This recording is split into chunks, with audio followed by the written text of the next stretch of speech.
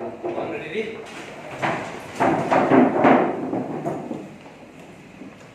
Selamat pagi. Selamat pagi. Selamat pagi semuanya. Terima kasih banyak. Silahkan duduk, nak. Oke. Baik. Sebelum kita memulai pembelajaran pada hari ini, maka kita berdoa dulu yang akan dipimpin oleh Isa. Silakan Isa. Semuanya, sebelum kita memulai pelajaran, mari kita berdoa secara kepercayaan masing-masing. Berdoa dimulai.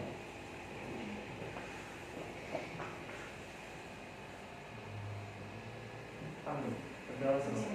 Oke, thank you Isa. Baik. Sebelumnya Miss mau tanya dulu nih ke Dinar, ada yang tidak hadir pada pagi hari ini? Ada 2 orang. Ya, siapa? Itu izin dan Nafika sakit. Oh, Michelle Izin dan Nafika sakit. Baik. Oke, berarti mari kita doakan teman-teman kamu yang sakit hari ini, semoga secepatnya pulih dan sembuh dan bisa kembali bersama-sama dengan kita untuk belajar. Nah, jadi sebelumnya kita akan langsung untuk menyanyikan satu lagu nasional. Lagunya adalah Tanah Airku. Silahkan Gogo untuk memutar lagunya. Silahkan anak untuk berdiri semuanya.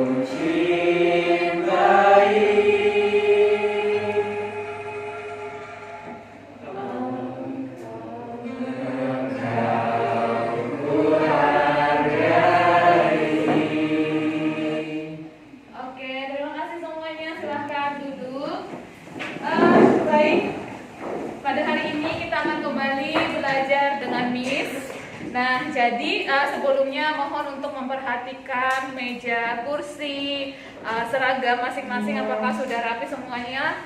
Apakah sudah rapi, Nak? Sudah. Oke ya. Oke. Jadi sebelumnya Miss mau nanyakan kabar dulu nih semuanya. Tadi Miss kelupaan. Gimana kabarnya semuanya? Oke, sudah siap belum belajar pada hari ini? Ya, oke. Nah, sebenarnya sudah pada semangat, maka kita akan memulai pembelajaran. Tapi sebelumnya untuk menjelaskan materi minggu yang lalu. Materi minggu yang lalu itu berbicara dua hal. Yang pertama adalah infrastruktur dan suprastruktur, dan yang kedua adalah lembaga-lembaga negara. Nah, yang Miss mau tanyakan adalah yang ini nih, lembaga-lembaga negara, karena kan masih minggu yang lalu tuh penjelasannya. Ada yang masih ingat? Nah, materi minggu lalu tentang lembaga-lembaga negara, siapa yang bisa menjelaskan? Oke, ada Dava, ada Angel, Dava, Nai, Angel, sama Melvin, maaf ya. Oke, silahkan berempat deh, gak apa-apa. Dari Dava dulu. Oke, yang pertama itu ada legislatif, yang pertama itu ada MPR, lalu ada DPR, lalu ada DPD, dan yang keempat ada DPRD.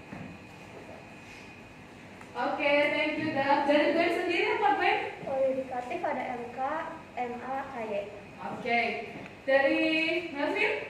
Yang terakhir adalah eksekutif yang ada presiden, wakil presiden, dan menteri. Oke, good job. Thank you semuanya. Jadi benar banget tuh. Jadi kalau berbicara tentang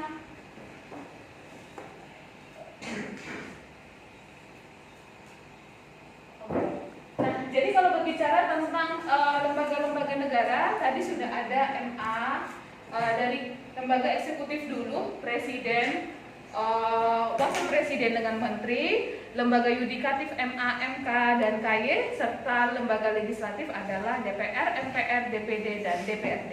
Nah, selanjutnya adalah berbicara tentang lembaga-lembaga negara ini. Apakah ada yang bisa memberikan analisa tentang bagaimana perjalanan atau bagaimana sebenarnya suatu lembaga negara dalam pemerintahan Indonesia sendiri? Adakah yang bisa menjelaskan? Oke, silahkan Nai. Oke, jadi menurut aku sesuai analisa yang udah kita lakukan juga kemarin pembahasannya, pemerintahan Indonesia itu bagus, baik, tapi emang masih ada beberapa kelalaian. Aku izin sambil lihat analisa yang kemarin. Jadi rangkup ulang dari kasus analisa yang udah kita bahas kemarin, yaitu tentang korupsi. Jadi menurut aku pemerintahan Indonesia tuh masih kurang tegas berpendirian akan pekerjaannya, di mana masih banyak sekali yang memikirkan kepuasan diri sendiri ketimbang pendirian akan pekerjaannya. Karena seperti yang bisa dilihat sekarang, contohnya aja ya, polisi, sebenarnya nggak mesti polisi sih, polisi yang berpangkat tidak terlalu tinggi, hidup sangat hedon dan segala macam. Dan menurut saya ini perlu jadi perhatian sih bagi semuanya ya, semua pemerintahan di Indonesia, karena di Indonesia itu terjadi banyak sekali kasus korupsi, dimana bahkan belakangan ini ada mantan narapidana korupsi itu polisi, dan setelah dia bebas dia masih tetap menjadi polisi aktif, dimana seharusnya tidak sih menurut aku, karena kayak dengan dia masih bekerja sebagai polisi setelah dia keluar dari penjara, itu istilahnya jadi menganggap korupsi bukanlah hal yang penting gitu.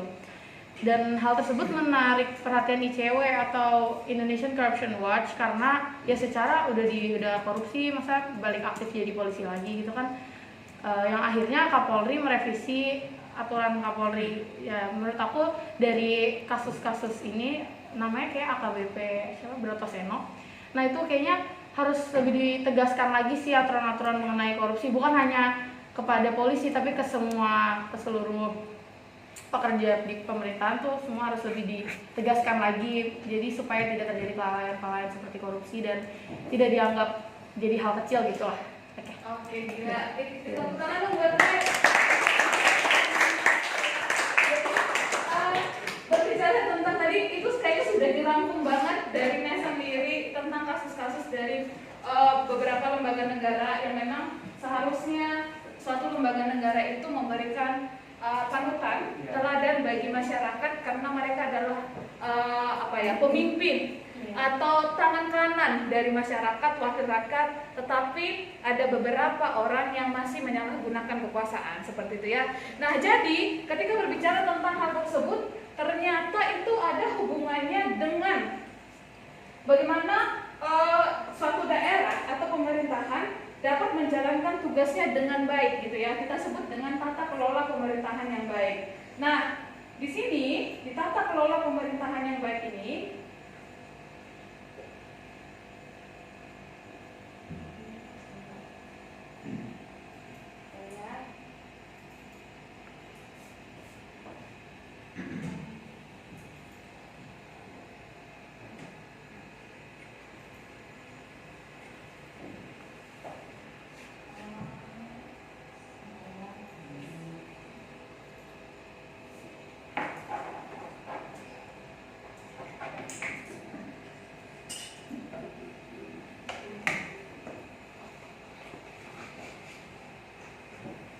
kelihatan nggak sih?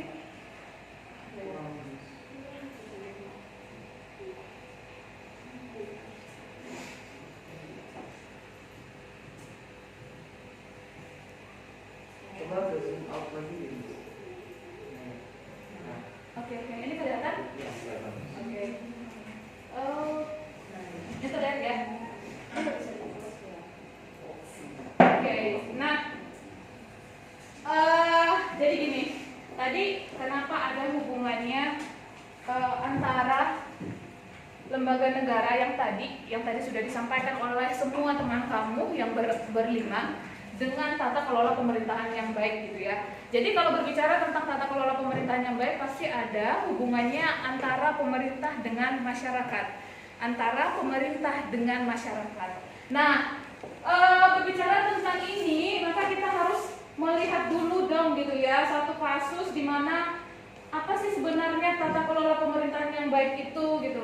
Bagaimana pemerintahan Indonesia dapat menjalankan pemerintahannya dengan baik ketika kedua lembaga tadi, maksudnya pemerintahan dengan masyarakat itu bisa menjalankan semuanya dengan maksimal gitu ya. Mari kita dengarkan video. Setelah ini mohon untuk menganalisa video ini tentang apa gitu ya. Apa yang kalian dapatkan dari video pada hari ini?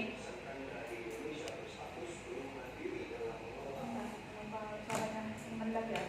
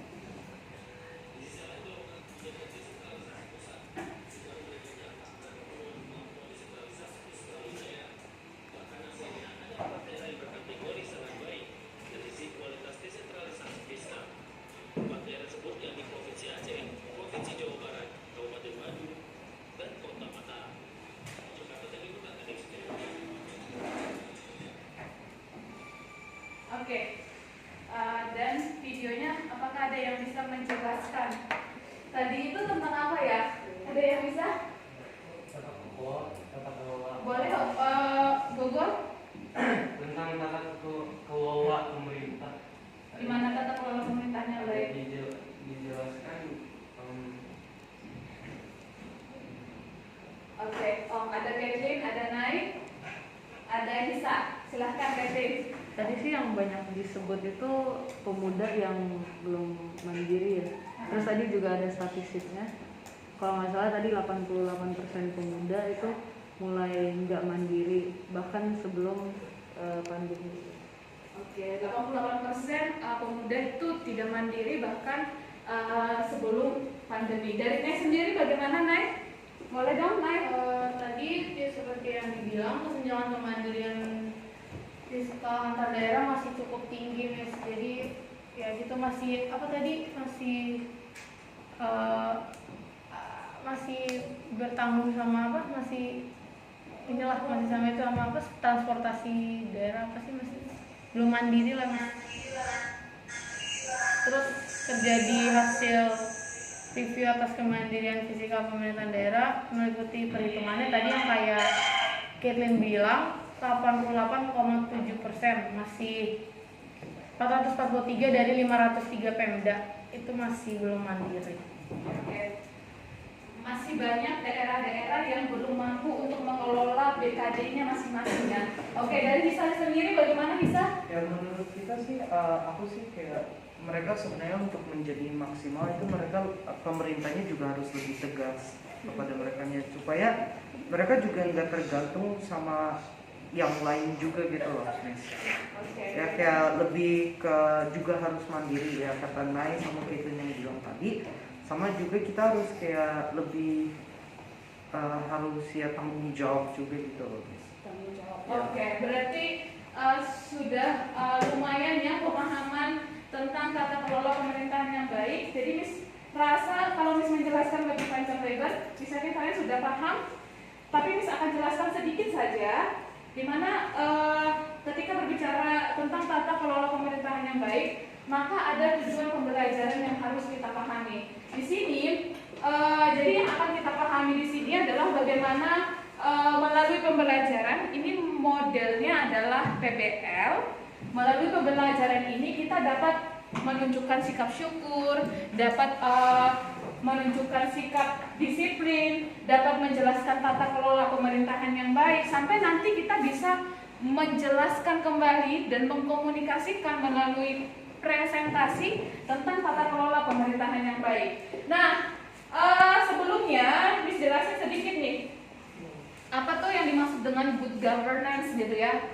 Nah, berbicara tentang good governance di sini, ya, berbicara tentang good governance di sini boleh dilihat di depan. Sebenarnya ini juga sudah Miss kirimkan di Quintal bahwa berbicara tentang good governance adalah berbicara pemerintahan yang dijalankan dengan efisien.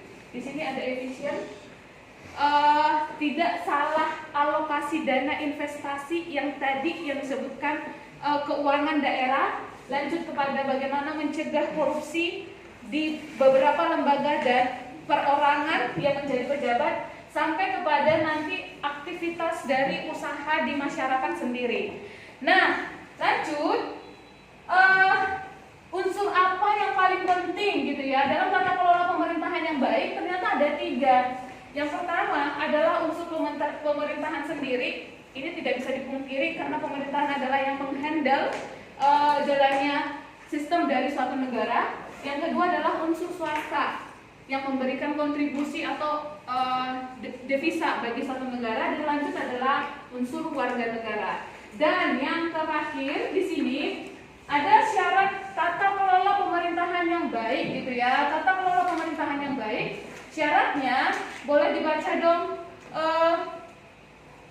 Kesia.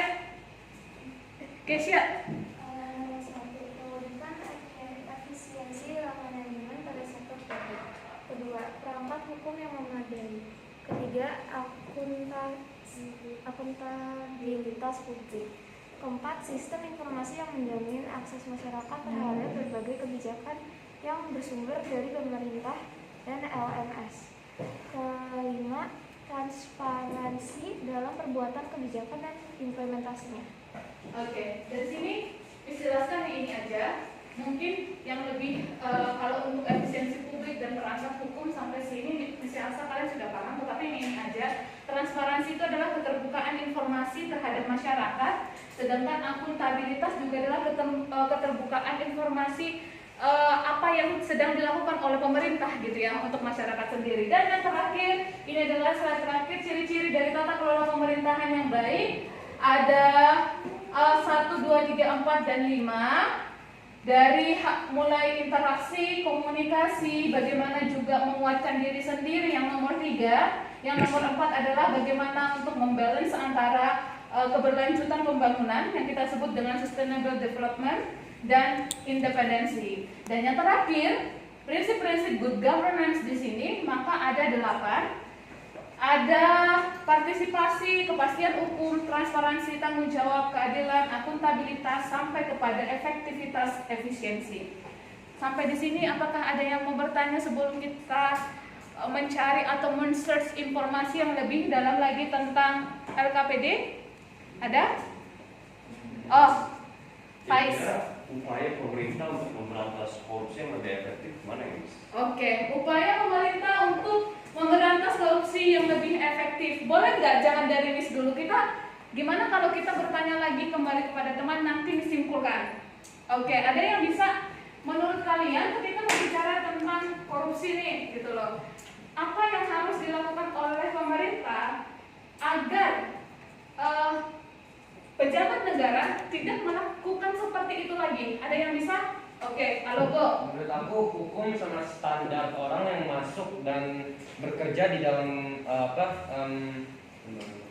lembaga-lembaga itu tuh harus lebih istilahnya diamati ya kan, dia harus dilihat kalau kelakuannya dan tindak lakuannya dia tuh bagus atau tidak, menolong atau tidak, mandiri atau tidak, dan mengikuti prinsip-prinsip good governance yang Oke. boleh dijelaskan.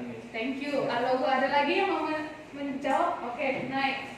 Kalau menurut aku dari pertanyaan Zaki tadi, gimana caranya buat memberantas korupsi, itu keuangan di semua penggunaan keuangan tuh lebih diperhatikan. Iya. Karena kayak jadi mau hal kecil apapun yang dilakukan oleh pemerintahan itu harus dicek apakah ini benar, gini segala macam, transaksinya gimana, itu lebih diperhatikan. Jadi kayak harus ada badan keuangannya. Iya, badan keuangannya Memang itu lebih belum ada badan. Ada, tapi ya mereka masih belum terlalu tegas. ada Kayak kan tadi ada di cewek juga. Iya.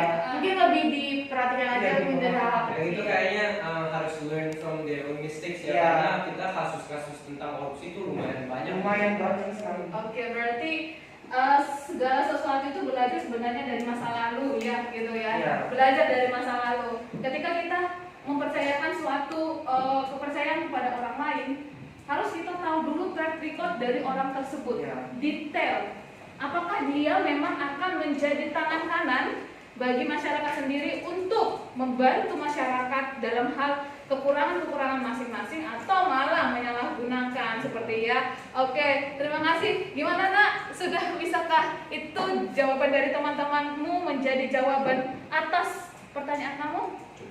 Cukup. Oke, ada lagi yang mau bertanya? Oke, silakan naik. Aku mau nanya, kan tadi kata Miss akuntabilitas itu kayak menunjukkan apa yang ini kan. Itu gimana Miss, maksudnya kayak di show-nya tuh gimana ditunjukin kalau misalnya mereka kerja, apa yang lagi dikerjain tuh gimana? Oke, maksudnya seperti ini. Akuntabilitas. Boleh ya, Miss, tunjukkan kembali yang ini. Akuntabilitas publik itu maksudnya adalah contoh seperti ini. Ketika membuat suatu undang-undang, Contoh, undang-undang tentang pendidikan. Yang dibutuhkan adalah orang-orang yang paham tentang pendidikan tersebut, pakar-pakarnya. Atau juga komisi DPR yang memang membidangi pendidikan. Jadi jangan asal membuat suatu keputusan tanpa berdiskusi atau discuss. Nah, setelah itu langsung di-share ke masyarakat. Tapi setelah di-share, didengarkan juga apa masukan dari masyarakat setelah diaplikasikan. Itu maksudnya, setelah diaplikasikan. Jadi semuanya terbuka bagi masyarakat. Jadi ketika undang-undang itu dibuat, kita nggak, wah kok undang-undangnya langsung ada. Kita hanya menerima tanpa ada kritik dan saran dari masyarakat sendiri. Jadi kita juga harus berargumentasi kalau misalnya undang-undang itu emang benar atau enggak benar gitu kan. Iya, seperti itu. Ada lagi yang mau bertanya, guys? Oke, sepertinya di sini anak-anaknya kritis sekali ya. Oke, lanjut. Nah, jadi kita langsung aja nih, Miss, ada tantangan buat Rasa sendiri. Ketika berbicara tata kelola pemerintahan yang baik ini, kita harus melihat apa gitu ya. Ada di LKPD, boleh dilihat nak di kuintal masing-masing. Ini sudah kirimkan di kuintal sini. Di kuintal ini ada penugasannya yang nomor 2 yang ini ya. Oke. Oh maaf, ini yang ternyata ada yang ini LKPD. Yes, lembar kerja peserta didik. Nah, apa yang harus kalian kerjakan?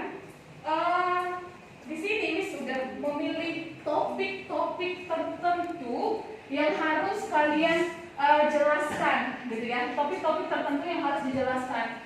Mulai dari bagaimana korupsi itu ternyata bisa menghambat tata kelola pemerintahan yang baik, itu yang pertama.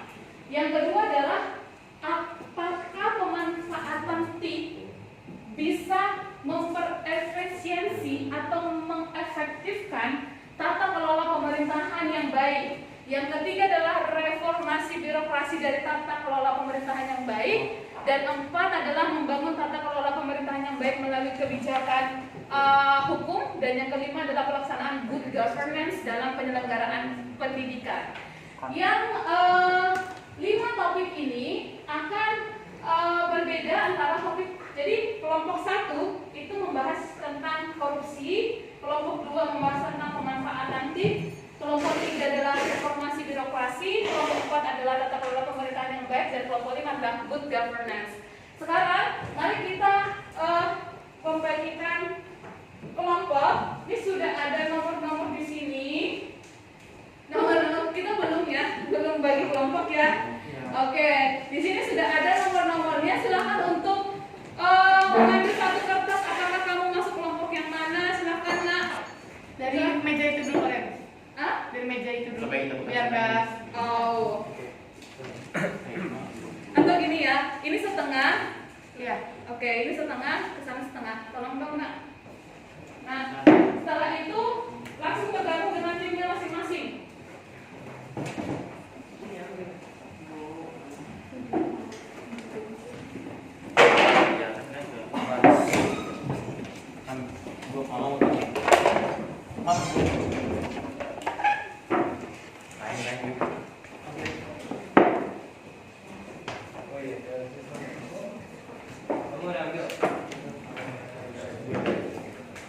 Oke, apakah sudah semuanya dapat nomor?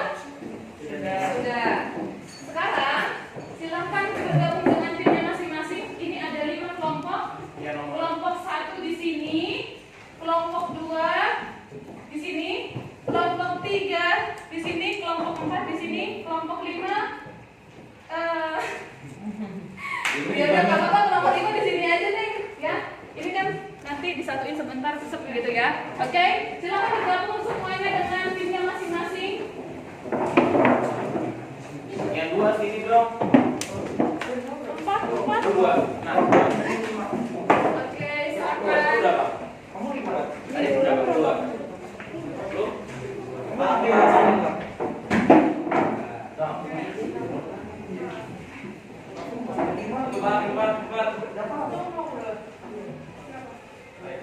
dan Coba ngobrol.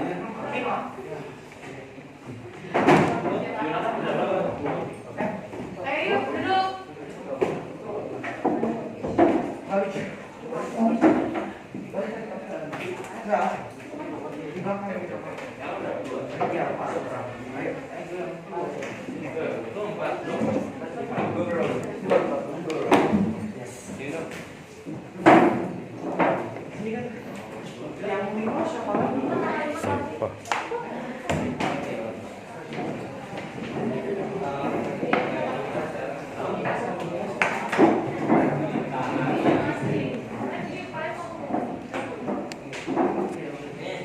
Oke, sudah bergabung dulu kelompok 1. Ini kelompok berapa nanti? Oke, enggak sebentar. Tolong bergabung dulu biar Miss tahu mana yang merupakan timnya. Ya, coba. Ini kelompok 1. Ini kelompok 2. Ada orang? Ya, beda satu mas. Sini satu. Ya, ya, satu. Oke, ini kelompok.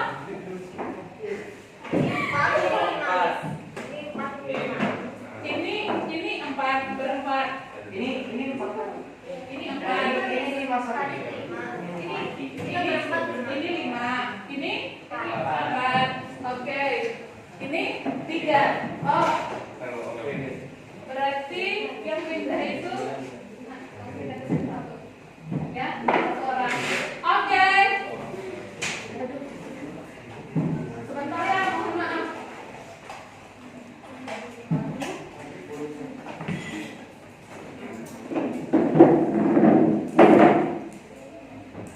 Ya, jadi tadi kan sudah ada topiknya masing-masing nih. Apa yang harus dikerjakan gitu ya? Coba diperhatikan yang ini, silakan sebentar ya. Oh, bukan ini.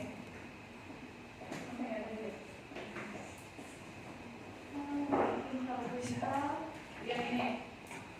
Nah, berarti ini kita cuma 5 kelompok ya, pas ya. Kelompok 1 itu tentang korupsi penghambat utama tata kelola pemerintahan yang baik. Kelompok 2 adalah pemanfaatan MIK untuk tata kelola pemerintahan yang baik. Kelompok 3 adalah reformasi birokrasi. Kelompok 4 membangun tata kelola pemerintahan yang baik melalui kebijakan hukum. Dan kelompok 5 pelaksanaan good governance. Apa yang harus kalian lakukan? Yang harus dilakukan adalah seperti ini. Yang pertama, kami tadi sudah membagi kelas dalam beberapa kelompok.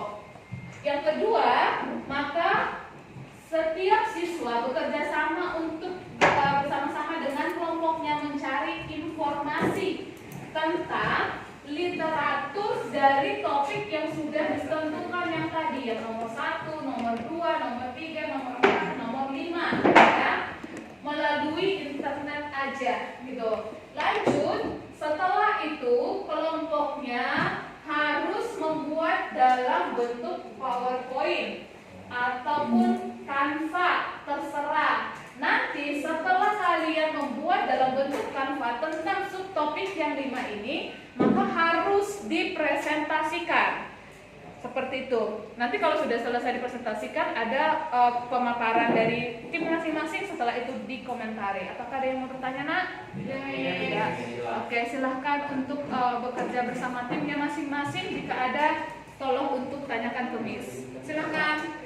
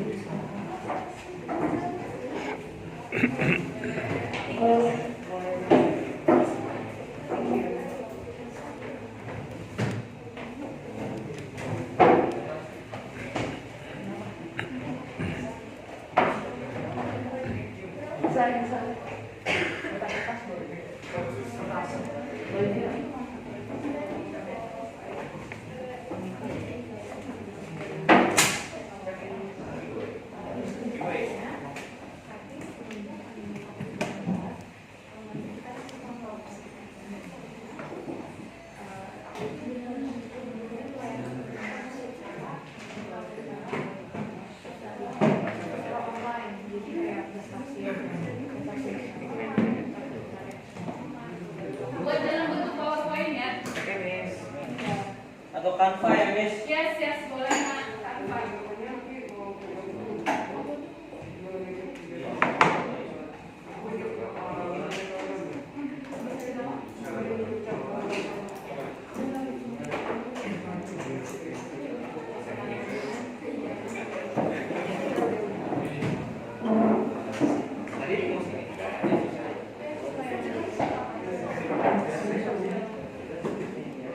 Kalian boleh searching.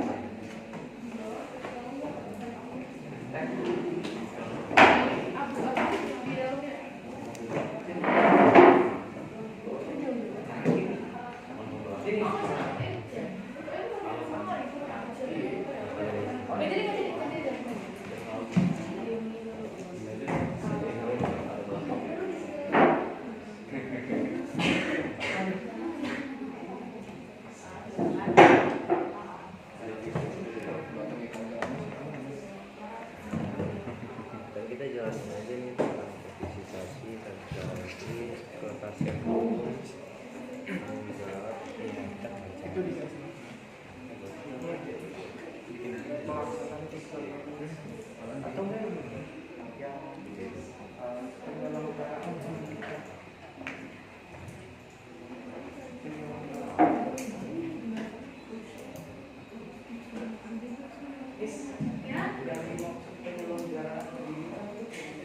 Oh, dalam bentuk itu pendidikan semua pendidikan. Paham kan pendidikan? Ada dari sekolah, dari guru-gurunya, dari bukunya, dari Oke, ini untuk cara di mana? maksudnya? Oke, ini penyelenggaraan pendidikan ini kan yang tadi yang tentang sejarah edukasi. Kita itu ya tujuannya apa gitu? Oh, ini ya, bagaimana jadi gini, bagaimana pelaksanaan good governance itu dalam pendidikan. Jadi ketika semua daerah itu sudah melaksanakan tata kelola yang baik, apakah itu akan berpengaruh dengan pendidikan? Jika tidak, apa yang berpengaruh juga dengan pendidikan di Indonesia sendiri itu maksudnya. Tapi guys, untuk mencari jawabannya itu tolong ada dulu ya kayak penjelasan itu ya, tata kelola apa, pemerintahan apa, akhirnya nanti kepada analisa dari kasus tersebut, gitu ya. Oke.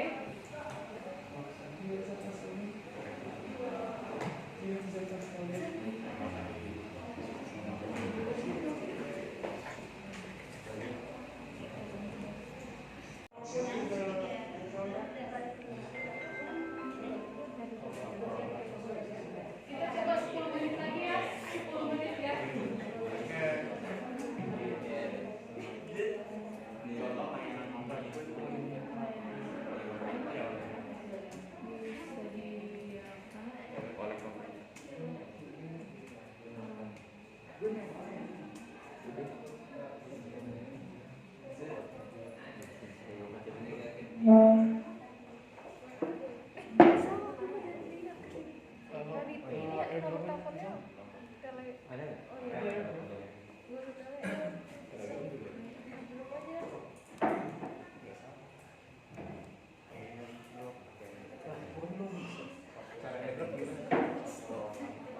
Kan dari sini kan yang ini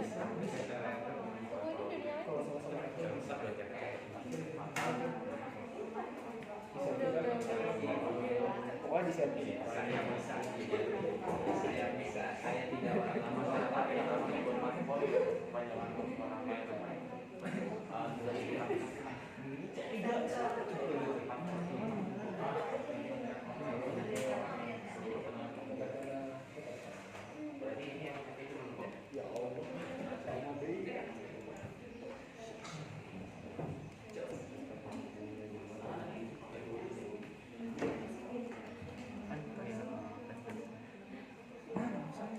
Terima kasih Miss. Siap. Tuh share Eva. Namanya apa ini? Namanya apa? iPad. iPad ya udah. Gue gak bisa ganti. Nih. Apaan? Apa nih? Ini Enggak, ini kelihatan. speech aja ya. Mana aja kan?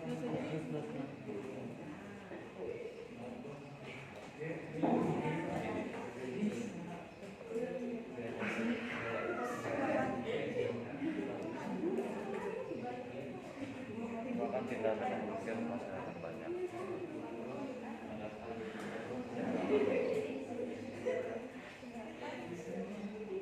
Merugikan masyarakat. Korupsi.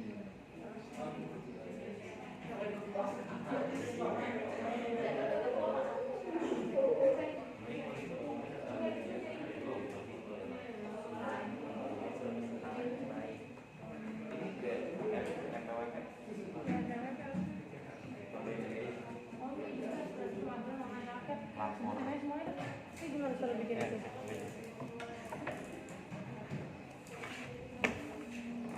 Terus habis kita pandemi COVID-19, terus mengambil layanan pemerintah, terus penjelasannya.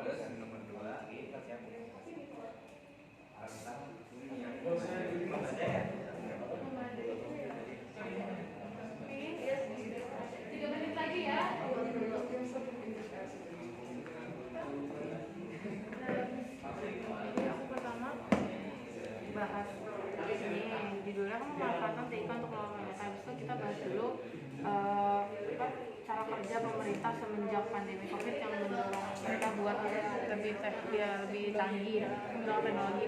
Terus kita sebutin layanan-layanan yang disediakan oleh pemerintah secara online. Jadi kita jelasin satu-satu, habis itu kita kasih pendapat kita, habis itu kasih questionnaire gitu.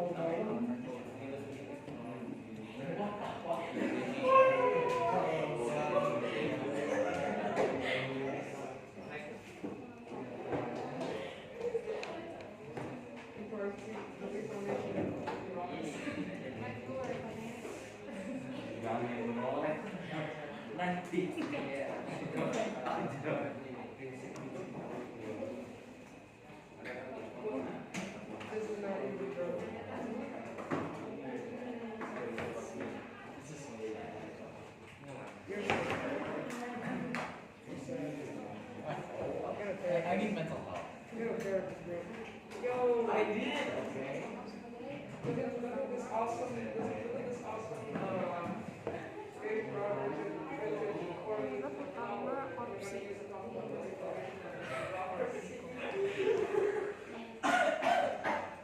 Oke, guys, dirasa cukup.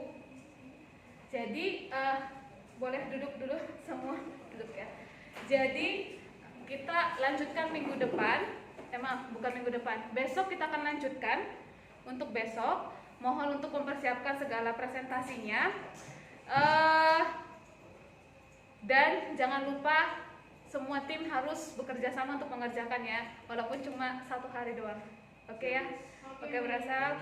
Baik, sebelum kita mengakhiri pembelajaran kita pada hari ini, maka kita berdoa dulu yang akan dipimpin oleh Dava.